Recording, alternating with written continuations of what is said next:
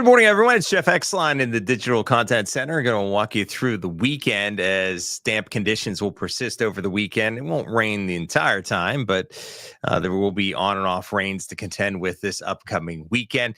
On this Friday, it's not too bad, but we're also watching the risk for a thunderstorm later today. I'll show you which areas have a better shot at seeing those thunderstorms here as well. Of course, it's been a stormy week coming off those storms on Tuesday that were widespread, and yesterday's storms were a bit more scattered. I expect more of the scattered variety again as we push our way through later this afternoon. That's when that threat of rain will pick up.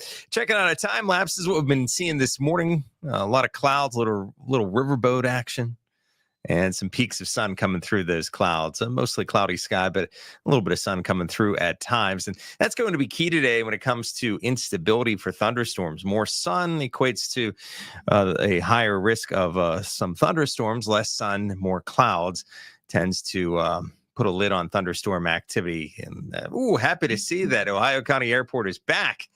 It's been Ohio County Airport has been missing on our temperature map since Tuesday's storms. That 71-mile-per-hour wind must have knocked things off. But now it's back. It's reporting 70 degrees at 11:13 on this Friday, boarding at 68 in Wintersville, 70 in Pittsburgh, 68 in New Philadelphia and Cambridge. So upper 60s to near 70 degrees. It is warm and a little muggy out there. The current dew points are pretty close to 60 degrees.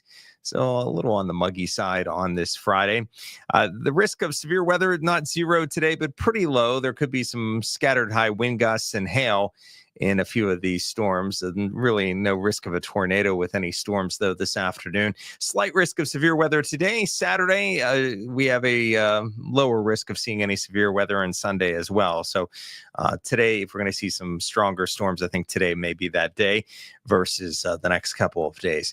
Live look at the radar. Nothing really out there. As I showed you, we're seeing sunshine and clouds there. You can see for yourself. It's sort of a bird's eye view of the clouds from outer space, visible satellite, a tool that us meteorologists like to show or use to show you where the clouds, of course, the white areas are the clouds here, and in between where it's black, I have the map background black just so you get a better idea, better contrast where it is clear. So you can see how it's mostly cloudy, but there are some rays of sun coming through those clouds out there into the early afternoon hours. But no big thunderstorm clouds out there quite yet. But as we head towards late afternoon, dinner time, there can be. So let's take a look at this on Futurecast, how this plays out. You can see how the thunder showers bubble up later this afternoon. There's 4 p.m. And it's this area that has a little bit of when it comes to shear. Let me see if I could put that on there for you. This area here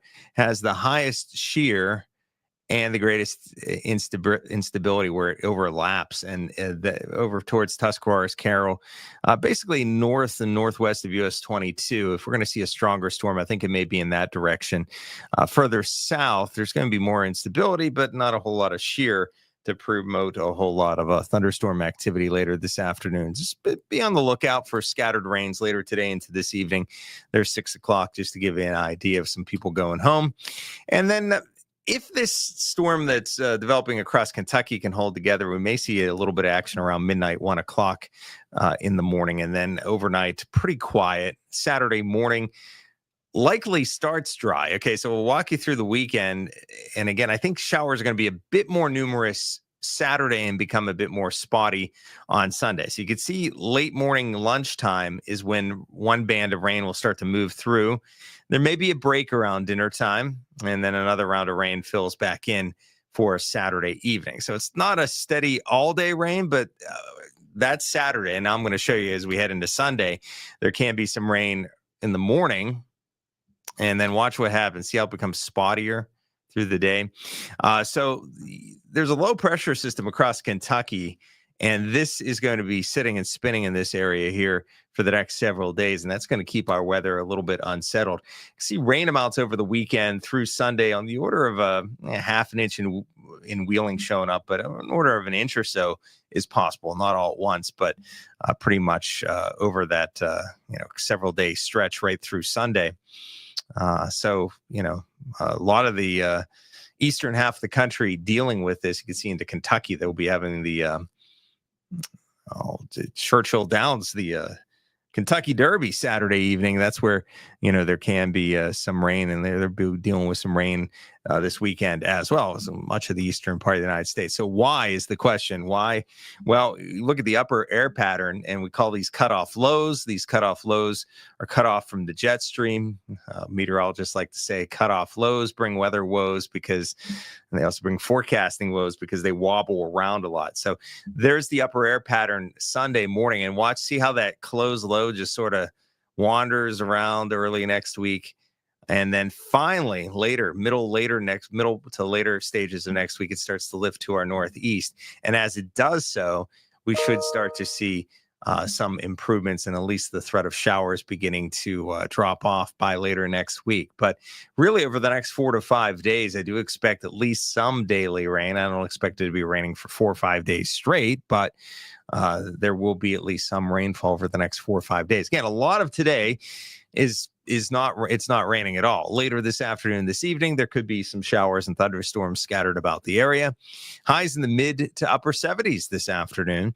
And tonight we'll see a low of 58. Occasional showers tomorrow. Showers a bit more numerous tomorrow, and then becoming a bit more spotty on Sunday. And we got our first